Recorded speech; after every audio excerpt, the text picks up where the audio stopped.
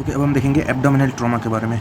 तो mechanism of injury क्या क्या हो सकती है, तो ब्लंट हो सकती है या पेनिट्रेटिंग गन शॉट। ओके, कौन से टाइप की इंजरी में कौन सा ऑर्गन डैमेज होता है वो देखते हैं। तो ब्लंट एब्डोमिनल ट्रॉमा में मोस्ट कॉमनली इन्वॉल्व ऑर्गन हुआ स्प्लीन, स्प्लीन फिर liver then small intestine. Blunt abdominal trauma में most commonly involve is spleen. Penetrating abdominal trauma में most common is liver. Gunshot injury में most common is small intestine. Deceleration injury मतलब गाड़ी अगर चल रही है और एकदम से अगर ब्रेक मारी तो उसे कहते हैं डिसल्ट्रेशन इंजरी। तो उसमें मोस्ट कॉमनली इन्वॉल्व ऑर्गन हुआ डियोडिनोजिनल फ्लेक्शन, डीजे फ्लेक्चर। फिर सीट बेल्ट सिंड्रोम, अगर सीट बेल्ट पहना हुआ है तो उसमें जब एक्सीडेंट हुआ तो उसमें कॉमनली इन्वॉल्व ऑर्गन हुआ मीजेंट्री ऑफ द बॉल। कि मीजेंट्री होगी वो सीट बेल्ट और वर्टिब्रल कॉलम के बीच में कंप्रेस होगी, तो मीजेंट्री ऑफ द बॉल वो मोस्ट कॉमनली इन्वॉल्व ऑर्गन है in seat belt syndrome. Overall most common abdominal organ in trauma तो वो है वो है spleen. Overall most common organ वो है स्प्लीन। फिर ब्लंट में भी स्प्लीन, पेनिट्रेटिंग ट्रॉमा उसमें लीवर, गन शॉट में स्मॉल इंटेस्टाइन, डिसल्ट्रेशन में डीजे फ्लेक्चर, सीट बेल्ट में मीजेंट्री। Overall involve is spleen. अब वर्कअप ऑफ द पेशेंट देखते हैं। तो पहले ब्लंट एब्डोमिनल ट्रॉमा हुआ, उसमें पेशेंट हीमोडायनामिकली स्टेबल है या फिर अनस्टेबल है। स्टेबल हो, फर्स्ट इन्वेस्टिगेशन दोनों में होगा फास्ट स्कैन। फर्स्ट इन्वेस्टिगेशन वो होगा फास्ट स्कैन, स्टेबल है या अनस्टेबल है कोई भी, first investigation is FAST scan. अगर स्टेबल है then investigation of choice is CECT, unstable में इन्वेस्टिगेशन ऑफ चॉइस वो भी फास्ट स्कैन। तो फर्स्ट स्कैन जो है वो है फास्ट, स्टेबल में investigation of choice is CECT, unstable में है वो फास्ट। फास्ट होता क्या है, focus assessment sonogram in trauma, focused assessment sonogram in trauma, it is a ultrasound in emergency room. तो जो अल्ट्रासाउंड प्रूव होता है वो 4 प्लेसेस में रखेंगे। सबसे पहले सब जिफर्ड स्पेस या एपिगैस्ट्रियम में टू लुक फॉर कार्डियक टेम्पोनल, कि सबसे पहले सब जिफर्ड स्पेस या एपिगैस्ट्रियम में, फिर राइट अपर क्वाड्रेंट या फिर right hypochondrium to look for collections around the liver या हिपेटिक स्पेस। फिर उसके बाद लेफ्ट अपर क्वाड्रेंट या लेफ्ट हाइपोकॉन्ड्रियम, इसमें to look for collection in the around the spleen. फिर लास्ट 4th प्लेस हुआ supra pubic area to look for collection around the pelvis. तो ये 4 जगह पे हम फास्ट स्कैन का जो प्रोब होता है वो रखेंगे, subxiphoid space, right hypochondrium, left hypochondrium and supra pubic area. इसका एडवांटेज ये है फास्ट का कि इट इज़ एक तो वेरी क्विक होता है, जल्दी जल्दी हमें पता चलेगा कलेक्शन है कि नहीं, plus it can detect as little as 50 to 100 cc of fluid, कि it can detect as little as 50 to 100 cc of fluid. Disadvantage इसका ये है कि एक तो ये ऑपरेटर डिपेंडेंट है, दूसरा कि रेट्रोपेरिटोनियल इंजरी है, दे कैन बी मिस्ड, कि तो ये याद रखना है retroperitoneal injury they can be missed in fast scan. अब दूसरा एक टर्म है विच इज़ एक्सटेंडेड फास्ट या फिर ई फास्ट। इसमें हम क्या करते हैं, नॉर्मली हम ये 4 जगह पे प्रोब रखते हैं, इसमें ई फास्ट में हम और 2 जगह पे प्रोब रखेंगे, 2 additional places, right and left thoracic cavity, right and left thoracic cavity to know pneumothorax है कि नहीं, हीमोथोरेक्स कुछ भी हो, थोरेसिक कैविटी में हम असेस कर देंगे वो। तो ई फास्ट में 6 जगह पे प्रोब रखेंगे, ये 4 पहली वाली और फिर right and left thoracic cavity. Fast positive कब आएगा, जब हाइपो इकोइक एरियाज होंगे ऑन द स्कैन। तो ये फास्ट स्कैन है, ये हाइपो इकोइक एरिया, इसका मतलब यहाँ पे कलेक्शन प्रेजेंट है, तो इसका मतलब इट इज़ फास्ट पॉजिटिव। अगर फास्ट पॉजिटिव आया scan then we will take the patient for mid line laparotomy, कि हम लेप्रोडोमी कर देंगे। With the workup of patient of blunt abdominal. तो यूटिलाइजेशन ऑफ ई फास्ट, एक तो ये फ्री फ्लूइड डिटेक्ट करता है इन द एब्डोमेन या पेरिकार्डियम, प्लस ये अराउंड 100 ml तक ही डिटेक्ट कर पाता है, या उससे कम हो तो डिटेक्ट नहीं कर पाता है, ये याद रखना है। फिर डायरेक्ट जो होलो विस्कस स्ट्रक्चर्स होते हैं लाइक इंटेस्टाइन, स्टमक, उनकी इंजरी ये डिटेक्ट नहीं कर पाता, कि होलो विस्कस इंजरी ये डिटेक्ट नहीं कर पाता। पेनिट्रेटिंग ट्रॉमा के लिए भी उतना यूज़फुल नहीं है, इसमें हमें सप्लीमेंट्री इन्वेस्टिगेशंस करनी पड़ेगी, plus retroperitoneal injury they can be missed. तो ये फास्ट स्कैन के बारे में। अब देखते हैं workup of patient of blunt abdominal trauma. तो ब्लंट एब्डोमिनल ट्रॉमा वाला पेशेंट है, सबसे पहले हम एब्डोमिनल एग्जामिनेशन करेंगे, उसमें पेरिटोनाइटिस है, हीमोडायनामिक अनस्टेबल है, पॉजिटिव फास्ट है, कि फास्ट स्कैन पॉजिटिव है then will do exploratory laparotomy, जो मिड लाइन लेप्रोटोमी है वो करेंगे। अगर no peritonitis, no hemodynamic instability, तो उसमें हम CT स्कैन करेंगे, एब्डोमिनल CT स्कैन। पेरिटोनाइटिस की साइंस क्या क्या होगी, या तो गार्डिंग होगी, रिजिडिटी होगी, रिबाउंड टेंडरनेस, ये सारी साइंस ऑफ पेरिटोनाइटिस है। तो अगर peritonitis, hemodynamic instability and positive FAST ये होगा then exploratory mid line laparotomy.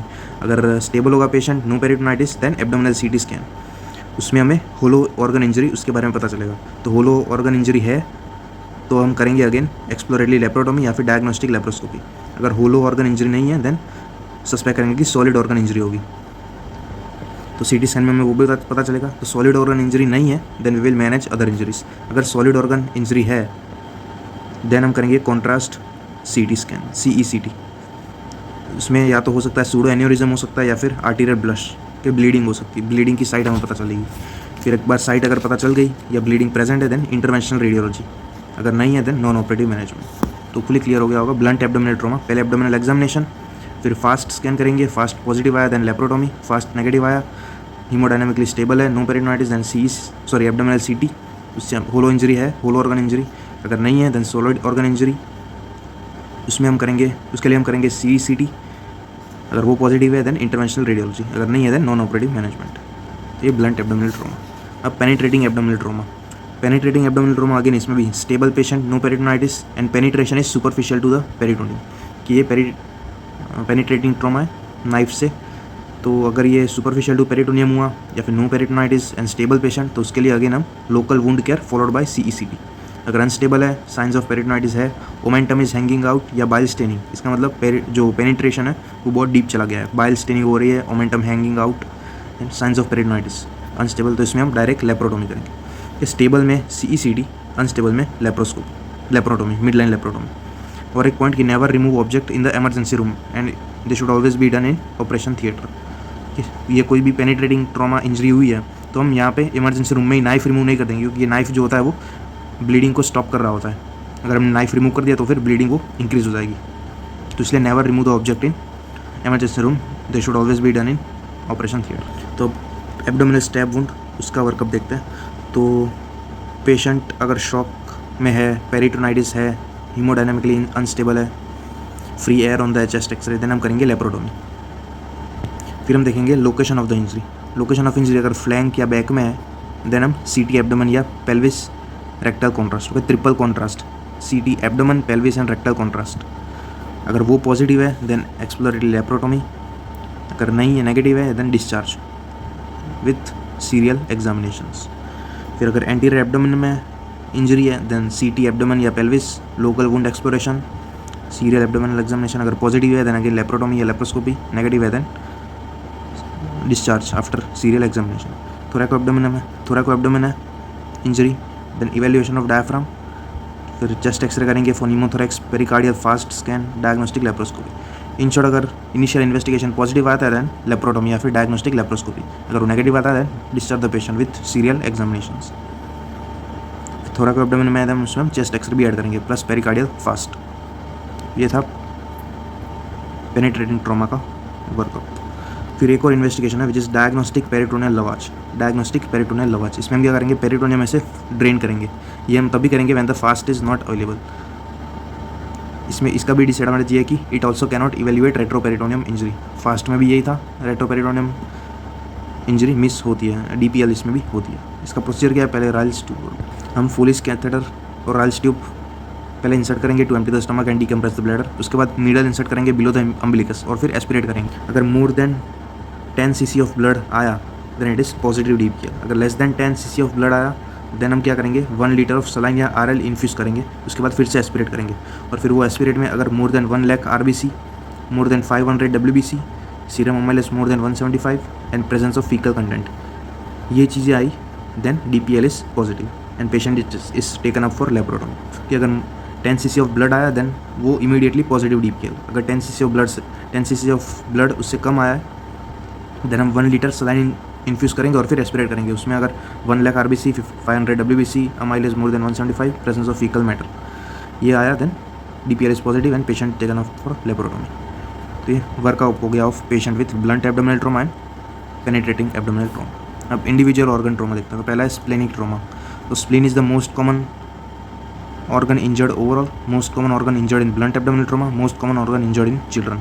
तो स्प्लीन के बारे में, स्प्लेनिक ट्रॉमा में कब सस्पेक्ट करेंगे, जब दो चीज़ें हैं, या तो फ्रैक्चर ऑफ 9 to 11 रिब्स की जो लॉन्ग एक्सिस ऑफ स्प्लीन होता है it lies along the 9, 10, 11 ribs.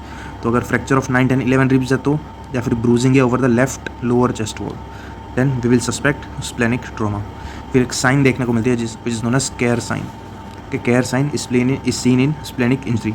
इसमें हम क्या, पेशेंट का लेफ्ट लोअर लिम्ब हम रेस करेंगे तो उससे क्या होगा, ब्लीडिंग एक्यूमुलेट होगी, ब्लड एक्यूमुलेट होगा below the left dome of diaphragm और लेफ्ट डोम ऑफ डायफ्राम वो फिर रेफर्ड पेन करेगा to the left shoulder tip. कि लेफ्ट लोअर लिम हम रेस करेंगे तो ब्लड एक्यूमुलेट होगा below the left dome of diaphragm. कि ब्लीडिंग तो हो रही थी स्प्लेनिक इंजरी, उसकी वजह से हमने लेफ्ट लिम रेस किया तो ब्लड एक्यूमुलेट होगा below the left dome of diaphragm, वो फिर रेफर्ड पेन करेगा to the left shoulder tip. तो ये Kehr sign seen in splenic injury. अब ग्रेड्स ऑफ स्प्लेनिक ट्रोमा, तो इसके 5 ग्रेड है, 1 2 3 4 5। Grade 1 is laceration less than 1 centimetre of parenchyma या फिर subcapsular haematoma less than 10% of surface. Grade 2 में laceration 1 to 3 centimetre, haematoma 10 to 50% surface. Laceration फिर 3 में laceration more than 3 centimetre, haematoma more than 50%। 4 में injury to the hilar vessels या vascular injury, और grade 5 में completely shattered spleen. तो ये grades है। अब मैनेजमेंट ऑफ स्प्लेनिक ट्रोमा, तो हमने ग्रेड देखे थे 1 2 3 4 5। तो ग्रेड 1 and 2 जो होता है those patient are usually stable, और ग्रेड 4 and 5 जो होता है दे आर यूजुअली अनस्टेबल। अब स्टेबल पेशेंट में इन्वेस्टिगेशन ऑफ चॉइस क्या थी, वो थी CECT। अनस्टेबल में इन्वेस्टिगेशन ऑफ चॉइस थी वो थी फास्ट स्कैन। तो 1 and 2 stable, investigation of choice is CECT। This patient are managed conservatively, हम कंजर्वेटिवली मैनेज करेंगे। इसमें will monitor the vitals, monitor the haematocrit and serial 24 hour CECT। ये monitoring करेंगे। अगर ग्रेड ऑफ इंजरी इंक्रीज होती है या फिर कॉन्ट्रास्ट ब्लश दिखता है हमें ऑन CT, तो हम एंजियो एम्बोलाइजेशन कर देंगे। कॉन्ट्रास्ट ब्लश मतलब जो वेसल होती है उसमें से ब्लीडिंग हो रही है वो हमें दिखेगा। अगर वो प्रेजेंट हुआ देन एंजियो एम्बोलाइजेशन। कि एंजियो एम्बोलाइजेशन उसकी इंडिकेशन क्या है, या तो ग्रेड ऑफ इंजरी इंक्रीज हो रही है या फिर कॉन्ट्रास्ट ब्लश दिख रहा है ऑन CT, तो हम करेंगे एंजियो एम्बोलाइजेशन। अगर एंजियो एम्बोलाइजेशन फेल होता है या फिर पेशेंट अनस्टेबल हो जाता है तो उसमें हम सर्जरी करेंगे विच इज़ स्प्लिनोग्राफी, स्प्लेनिक प्रिजर्वेशन। इसमें हम थोड़ा स्प्लिन का थोड़ा सा पार्ट रिमूव कर देंगे, तो इसे कहते हैं स्प्लिनोग्राफी, जो splenic preservative surgery, splenorrhaphy. Grade 1 and 2 patient में जो स्टेबल होता है। Grade 4 and 5 they are unstable, investigation choice is FAST scan. इसमें सर्जरी करेंगे डायरेक्ट हम विच इज़ स्प्लिनेक्टोमी, कि डायरेक्ट स्प्लिनेक्टोमी करेंगे। ग्रेड 3 में क्या, अगर ग्रेड 3 का पेशेंट स्टेबल है देन हम 1 and 2 के जैसे मैनेज करेंगे। अगर वो अनस्टेबल है देन इसमें भी डायरेक्ट स्प्लिनेक्टोमी। तो ये मैनेजमेंट होगी ऑफ स्प्लेनिक ट्रोमा। स्टेबल में याद रखना है पहले conservative management, angio embolisation and splenorrhaphy. Unstable में डायरेक्ट स्प्लिनेक्टोमी। फिर पोस्ट स्प्लिनेक्टोमी कॉम्प्लिकेशन क्या होंगे, एक तो हेमरेज, फिर injury to the pancreatic tail. Pancreatic tail में इंजरी है ये हमें कैसे पता चलेगा, ड्रेन में हमें टर्बिड डिस्चार्ज मिलेगा which will be rich in amylase. ये 2 कॉम्प्लिकेशन हो गई, haemorrhage and injury to the pancreatic tail. फिर हिमेटोलॉजिकल चेंजेस होंगे कुछ, या तो कुछ ट्रांजिएंट चेंजेस होते हैं और कुछ परमानेंट चेंजेस। ट्रांजिएंट चेंजेस में there will be increase in WBC, RBC and platelet which will last for 2 weeks। तो ये transient changes, increase in WBC, RBC and platelets. तो इंक्रीज इन WBC मतलब वो नॉर्मल ही है, इसमें कोई भी इन्फेक्शन नहीं है, वैसे ही WBC जो है वो इंक्रीज होंगे, RBC, WBC and platelets for 2 weeks। फिर परमानेंट चेंजेस, तो इसमें हम पेरिफेरल स्मीयर में हमें we will see presence of basophilic stippling, Howell Jolly bodies, reticulocytes and hyper segmented WBC। तो ये 4 चीज़ें हमें देखने को मिलेगी which will be permanent changes post splenectomy. Peripheral smear में basophilic stippling, Howell Jolly bodies, reticulocytes and hyper segmented WBC। फिर एक और कॉम्प्लिकेशन है which is opportunistic post splenectomy infection, OPSI. Opportunistic या फिर ओवरवेलमिंग पोस्ट स्प्लिनेक्टोमी इन्फेक्शन। ये within first 2 years after splenectomy दिखने को मिलेगा हमें। चिल्ड्रन में मोर कॉमन होता है and splenectomy done for haematological condition, मतलब हमने स्प्लिनेक्टोमी किया for haematological condition compare to the trauma, तो उसमें ये ज़्यादा देखने को मिलता है OPSI. It is high mortality, most common organism is streptococcus pneumoniae, उसके बाद H इन्फ्लुएंजा। तो most common is streptococcus pneumoniae. इसके प्रिवेंशन के लिए हम वैक्सीन देंगे, नीमोकोकल वैक्सीन या फिर H इन्फ्लुएंजा वैक्सीन। तो अगर इलेक्टिव स्प्लिनेक्टोमी है then the vaccine is given 2 weeks before the surgery. अगर इमरजेंसी स्प्लिनेक्टोमी है then it is given post operative day 1 और 2। कि इलेक्टिव में 2 हफ्ते पहले एंड इमरजेंसी स्प्लिनेक्टोमी में पोस्ट ऑपरेटिव डे 1 या 2, उसमें हम वैक्सीन दे देंगे, नीमोकोकल या इन्फ्लुएंजा वैक्सीन। फिर मोस्ट कॉमन कॉम्प्लिकेशन फॉलोइंग स्प्लिनेक्टोमी वो है लेफ्ट लोअर लंग कॉम्प्लिकेशन। कि सपोज हमने कोई पेशेंट में स्प्लिनेक्टोमी कर ली और उससे फीवर हो रहा है, रेस्पिरेशन में प्रॉब्लम आ रही है, तो वो इमीडिएटली होगा, immediately after surgery with in few days. लेकिन जो ऑप्सी होता है ये कुछ हफ्तों में या कुछ महीने या कुछ साल के बाद होता है। लेकिन ये मोस्ट कॉमन कॉम्प्लिकेशन फॉलोइंग स्प्लिनेक्टोमी हुआ है left lower lung complication like atelectasis या फिर निमोनिया, ये भी याद रखना है। तो ये था पूरा स्प्लेनिक ट्रॉमा। उसके बाद है लिवर ट्रॉमा। लिवर जो है वो most common organ injured in penetrating trauma, लेकिन मोस्टली जो लिवर ट्रॉमा होता है वो होता है ड्यू टू ब्लंट ट्रॉमा। इसके भी ग्रेड्स है, ग्रेड 1 2 3 4 5 6, इसमें ग्रेड 6 ऐड किया है। उसमें से ग्रेड 1 2 3 जो है they are similar to splenic trauma, कि they are similar to splenic trauma. 4 और 4 5 6 वो अलग है। 4 is 25 to 75% hepatic lobe is involve या 1 to 3 Couinaud segments. Grade 5 more than 75% hepatic lobe या फिर मोर देन 3 कोनॉड सेगमेंट्स या वास्कुलर इंजरी, तो वो ग्रेड 5। ग्रेड 6 में हिपेटिक एवल्जन, तो 6 ग्रेड हो गया ऑफ लिवर ट्रोमा। इसमें भी अगेन ग्रेड 1 2 3 जो होते हैं they are stable and they are manage conservatively. Grade 4 5 6 they are unstable and we have to explore this patient. इसमें ब्लीडिंग हो रही होती है और ये ग्रेड 4 to 6 पेशेंट को मैनेज कैसे करेंगे, बाय 4 पीस, पुश या बाय मैनुअल कंप्रेशन, फिर प्रिंगल्स मनूवर या plugging using Sengstaken Blakemore tube, सिर्फ प्लगिंग याद रखना है, फिर पैकिंग। तो ये 4 मेथड्स हैं जिससे हम ब्लीडिंग को कंट्रोल कर सकते हैं। प्रिंगल्स मैनूवर, पुश या bimanual compression, plugging and packing. Pringle manoeuvre में हम क्या करते हैं, we compress the hepatic pedicle at the foramen of Winslow, कि फोरामेन ऑफ विंसलो जो होता है वहाँ पे हिपेटिक पेडिकल होते हैं। हिपेटिक पेडिकल में 3 चीज़ें आती है, hepatic artery, portal vein and common bile duct. तो हिपेटिक पेडिकल उसको हम कंप्रेस करेंगे।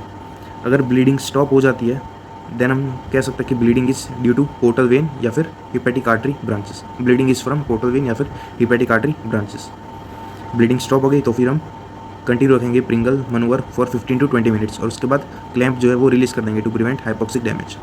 तो इससे हमें एक तो ब्लीडिंग भी स्टॉप हो जाएगी थोड़ी देर के लिए, प्लस सोर्स ऑफ ब्लीडिंग या साइट ऑफ ब्लीडिंग वो भी पता चलेगा प्रिंगल्स मनूवर में। अगर ब्लीडिंग कंटिन्यू रहती है then the bleeding is because of hepatic vein tributaries, कि ब्लीडिंग स्टॉप हो गई then it is due to portal vein या हिपेटिक आर्टरी। अगर ब्लीडिंग कंटिन्यू रही then it is due to branches या ट्रिब्यूटरीज ऑफ हिपेटिक वेन। तो ये Pringle's manoeuvre हम कहाँ पे करते हैं, compress the hepatic pedicle via the at the foramen of Winslow. तो ये याद रखना है प्रिंगल्स मनूवर। फिर पैकिंग में हम क्या करेंगे, पहले जो ट्रायंगुलर लिगामेंट होता है जो लीवर को डायफ्राम से कनेक्ट करके रखते हैं उसको हम कट कर देंगे, तो लीवर के नीचे आ जाएगा। फिर हम एक पैक रख देंगे लीवर के नीचे, ये एक पैक, और दूसरा पैक रख देंगे लीवर के ऊपर। तो liver is packed from above and below, it is kept for 24 to 48 hours and because of tamponading effect bleeding stops. तो ये पैकिंग। फिर हिपेटिक आर्टरी इंजरी हुई देन हम रिपेयर करेंगे या फिर ligate the hepatic artery via the prolene suture. Vascular injury में हम जो लाइगेट करते हैं वो हम करते हैं बाय प्रोलिन सूचर, तो ये याद रखना है ओवरऑल। पोर्टल वेन इंजरी हुई देन उसे भी रिपेयर करेंगे। बाइल डक्ट इंजरी हुई देन उसे भी रिपेयर करेंगे via T tubes. Complications of liver trauma, तो bleeding, abscess, strictures in CVD and AV malformation. तो ये था लिवर ट्रोमा के बारे में। तो ये याद रखना है, स्टेबल पेशेंट को मैनेज कंजर्वेटिवली करेंगे, अनस्टेबल पेशेंट को ये 4 piece, Pringle's manoeuvre, packing, then ये vascular and bile duct injury उसका रिपेयर हम कैसे करेंगे, एंड देन कॉम्प्लिकेशन। उसके बाद मिजेंट्रिक इंजरी इसका मोस्ट कॉमन कॉज बता दिया था, सीट बेल्ट सिंड्रोम की वजह से होता है मिजेंट्रिक इंजरी। अब ये लॉन्गिट्यूडनल टियर हो सकता है या फिर ट्रांसवर्स टियर। ये सपोज हमारा बॉवल है तो ये मिजेंट्री है। लॉन्जिट्यूडनल टियर इस तरीके का होगा और ट्रांसवर्स टियर इस तरीके का होगा। तो लॉन्जिट्यूडनल टियर में there is no bowel ischaemia, क्योंकि एडजेसेंट ब्रांचेस जो होती है वो भी इस पार्ट को सप्लाई कर देती है। ट्रांसवर्स टियर में क्या होता है, पूरा सेगमेंट जो होता है वही कट हो जाता है, इसकी वजह से नेक्रोसिस होता है, इस पूरे सेगमेंट का नेक्रोसिस होता है। तो लॉन्जिट्यूडनल टियर में no bowel ischaemia, transverse tear में the segment it undergoes necrosis. Longitudinal ischaemia इसका हम ट्रीटमेंट करेंगे by repair of the tear, और ट्रांसवर्स टियर उसका रिपेयर हम करेंगे बाय रिजेक्शन एंड अनास्टोमोसिस। तो ये मिजेंट्रिक इंजरी। उसके बाद डियोडिनल इंजरी, इसमें डियोडिनल हीमाटोमा जब होगा तो उसमें बॉवल रेस्ट करेंगे, नील पर रोलर रखेंगे पेशेंट को। अगर परफोरेशन हुआ देन ओमेंटल पैच रिपेयर करेंगे, इसे कहते हैं ग्राम्स पैच रिपेयर, कि ओमेंटल पैच रिपेयर या Graham's patch repair. Pancreatic injury, इसमें मोस्ट इंपॉर्टेंट प्रोग्नोस्टिक फैक्टर जो है it is injury to the main pancreatic duct. ये पेंक्रियाटिक इंजरी इसमें जो मोस्ट इंपॉर्टेंट प्रोग्नोस्टिक फैक्टर हुआ है injury to the main pancreatic duct. अगर मेन पेंक्रियाटिक डक्ट इंजर्ड हो गई इट हैज़ पुअर प्रोग्नोसिस। अब पेंक्रियाटिक इंजरी में अगर इंजरी है लेकिन नॉर्मल पेंक्रियाटिक डक्ट है, मेन पेंक्रियाटिक डक्ट, तो कंजर्वेटिव मैनेजमेंट। अगर मेन पेंक्रियाटिक डक्ट इंजर्ड है तो उसमें हम इंजरी देखेंगे, इंजरी कहाँ पे है, injury to the body and tail या इंजरी टू द हेड। अगर injury to the head of the pancreas है तो हम बेगर्स प्रोसीजर करेंगे, बेगर्स प्रोसीजर। इसमें हम क्या करेंगे, duodenal preserving pancreatic head resection, duodenal preserving pancreatic head resection, इसे कहते हैं बेगर्स प्रोसीजर। हम करेंगे अगर injury to the head of the pancreas है तो। अगर injury to the body and tail of the pancreas है तो उसमें हम इंजरी कहाँ पे है, to the left of superior mesenteric vessel या right of superior mesenteric vessel. अगर लेफ्ट साइड है तो उसमें हम डिस्टल पेंक्रियाटेक्टोमी या फिर क्लोज्ड सक्शन ड्रेनेज करेंगे कि लेफ्ट में डिस्टल पेंक्रियाटेक्टोमी या फिर क्लोज्ड सक्शन ड्रेनेज। अगर राइट में है देन कंजर्वेटिव मैनेजमेंट। तो ये पेंक्रियाटिक इंजरी, ये बेगर्स प्रोसीजर याद रखना है। अगर हेड में इंजरी हुई तो लेफ्ट में इंजरी हुई देन डिस्टल पेंक्रियाटेक्टोमी या फिर क्लोज सक्शन ड्रेनेज, राइट में देन कंजर्वेटिव मैनेजमेंट। और ये मोस्ट इंपॉर्टेंट प्रोग्नोस्टिक फैक्टर। उसके बाद injury to the colon and rectum, तो उसमें अगर पेशेंट स्टेबल होगा देन इसमें अगेन हम ट्रिपल कॉन्ट्रास्ट सीटी करेंगे, oral IV and rectal contrast के ट्रिपल कॉन्ट्रास्ट सीटी करेंगे स्टेबल हुआ तो। अगर साइंस ऑफ पेरिटोनाइटिस प्रेजेंट है देन उसमें हम सर्जरी करेंगे which is Hartmann procedure. Hartmann procedure में होता क्या है, यहाँ पे सपोज बॉयल इंजरी है तो हम क्या करेंगे, ये पार्ट को हम रिसेक्ट कर देंगे और फिर जो प्रोक्सिमल एंड होता है उसे हम कोलोस्टोमी कर देंगे, उसमें it is taken out as colostomy. और जो डिस्टल एंड होता है उसे हम क्लोज कर देंगे। और थोड़े हफ्तों बाद आफ्टर 8 to 12 वीक्स हम ये दोनों एंड को भी कनेक्ट कर देंगे कि ये है हार्टमैन प्रोसीजर। इसमें जहाँ पे इंजरी है वो बॉल हम कट कर देंगे, proximal end is converted to colostomy, distal end is closed. After 8 to 12 weeks the two ends are connected again, anastomosed again. तो ये हार्टमैन प्रोसीजर। अब डैमेज कंट्रोल सर्जरी, उसके बारे में देखते हैं। डैमेज कंट्रोल सर्जरी हम तब करेंगे when there is terrible triad of trauma. Terrible triad of trauma, इसमें 3 चीज़ें आती है, hypothermia, acidosis and coagulopathy. Terrible triad of trauma, इसमें 3 चीज़ें आती है, हाइपोथर्मिया, एसिडोसिस एंड कोएगुलोपैथी। तो indication of damage control surgery कि जो भी कंडीशन में ये 3 चीज़ें होगी वो इंडिकेशन होगी। एक तो इनेबिलिटी टू अचीव हीमोस्टेसिस, ये कोएगुलोपैथी वाला हो गया, इनेबिलिटी टू अचीव हीमोस्टेसिस, कोई मेजर वेसल इंजरी हुई तो, या फिर temperature less than 34 degree, serum lactate ज़्यादा हो गया, prothrombin time increase, APTT increase, blood pressure less than 90 mm, operating time more than 60। तो ये सारे overall indications of damage control surgery. अब phases and stages of damage control surgery देखते हैं, phases versus stage. तो पहले फेज़ देखते हैं। तो फेज़ 0 से लेके फेज़ 3 तक। फेज़ 0 में क्या करते हैं हम, identification of the patient in the emergency room, मतलब कौन से पेशेंट में हम डैमेज कंट्रोल सर्जरी करेंगे वो आइडेंटिफाई करेंगे। तो phase 0 is identification of the patient. फिर फेज़ 1 में इमरजेंसी लेप्रोटोमी, कि फेज़ 1 में emergency laparotomy in the operation theatre. इसमें हमारा एम होगा टू कंट्रोल द ब्लीडिंग या to stop the bleeding and to prevent contamination. कि फेज़ 0 में हमने आइडेंटिफाई कर लिया, फेज़ 1 में हम इमरजेंसी लेप्रोटोमी करेंगे, उसमें हमारा एम क्या होगा, टू स्टॉप द ब्लीडिंग या टू प्रिवेंट कंटेमिनेशन। उसके बाद हम टेम्पररी क्लोजर ऑफ एब्डोमेन कर देंगे वह बगोटा बैग और यूरो बैग। कि क्लियर। फिर फेज़ 2 में हम पेशेंट को आईसीयू में शिफ्ट कर देंगे। आईसीयू में शिफ्ट करने के बाद हमारा तब एम क्या होगा, टू करेक्ट द फिजियोलॉजी। जो टेरिबल ट्रायड ऑफ ट्रॉमा था, एसिडोसिस, कोएगुलोपैथी, हाइपोथर्मिया, उसे हम करेक्ट करेंगे। तो phase 0 identification, phase 1 emergency laparotomy, aim to stop the bleeding and to prevent contamination. Patient फिर टेम्पररी क्लोजर ऑफ एब्डोमेन। फिर patient shift to the ICU, second phase, उसमें to correct the physiology. फिर after 24 to 48 hours phase 3, जिसमें हम re exploration करेंगे of the abdomen to correct the anatomy. तो पहले to stop the bleeding, फिर to correct the physiology और last में टू करेक्ट एनाटोमी। तो ये सीक्वेंस याद रखना है। ये phases of damage control surgery. अब सिमिलर है स्टेजेस। तो स्टेजेस में सेम है, patient selection, control of haemorrhage and contamination, then ICU care, definitive surgery and abdominal closure. तो कोई बुक में स्टेजेस दिए, कोई बुक में फेजेस दिए, लेकिन सीक्वेंस तो सिमिलर ही है। Patient selection, control of haemorrhage and contamination, ICU care, definitive surgery and abdominal closure. तो ये डैमेज कंट्रोल सर्जरी। अब एब्डोमिनल कंपार्टमेंट सिंड्रोम, इसकी डेफिनेशन है more than 20 mm of Hg pressure, inter abdominal pressure more than 20 mm Hg plus organ dysfunction. तो उसे कहते हैं abdominal compartment syndrome. Causes है, एक तो massive burn which leads to distension of the bowel, तो massive burn, bowel obstruction and massive ascites. हम intra abdominal pressure measure कैसे करेंगे, it is measured indirectly by measuring the bladder pressure. कि intra abdominal pressure it is measured indirectly by measuring the bladder pressure. तो ये grades दिए हुए हैं of intra abdominal pressure.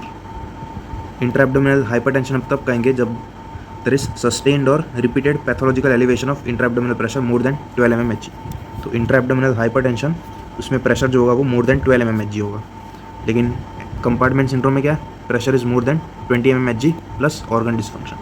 तो ये याद रखना है हाइपरटेंशन के लिए और कंपार्टमेंट सिंड्रोम के लिए। Effects of raised intra abdominal pressure on organ system, तो किडनी में लो GFR, CVS में low venous return, low cardiac output, low systolic blood pressure, respiration में increase ventilation pressure, low lung volume, low visceral perfusion, severe increase in intracranial tension, ये याद रखना, severe increase in intracranial tension. तो ये सारे effects of organs on raised IAP। Management is decompressive laparotomy, adequate IV fluids and management of acidosis. Decompressive laparotomy plus adequate IV fluids and management of acidosis, ये था abdominal compartment syndrome. तो ये था पूरा abdominal trauma.